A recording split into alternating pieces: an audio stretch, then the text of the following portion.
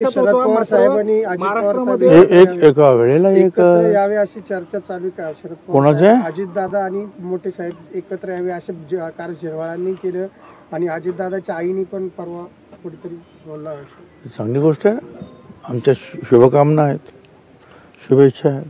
धनंजय मुंडेंचं प्रकरण गेल्या काही दिवसांपासून सुरू होतं. आता धनंजय मुंडेंना रिप्लेस करायचं ठरलं तर भुजबळांचं नाव पुढे येतं अशी चर्चा सुरू झालेली आहे.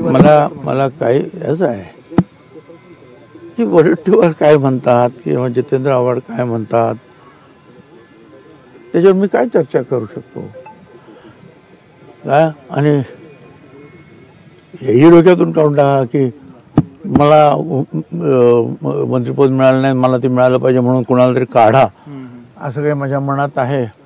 हे सुद्धा येणं अशक्य आहे.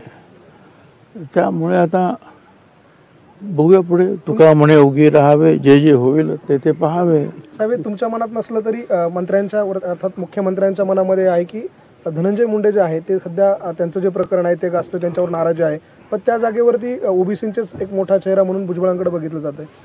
असं आहे की मुख्यमंत्र्यांच्या मनामध्ये हे आहे ते ओळखणारे मनकवडे आपण कधीपासून झालात की त्यांच्या मनामध्ये काय आहे.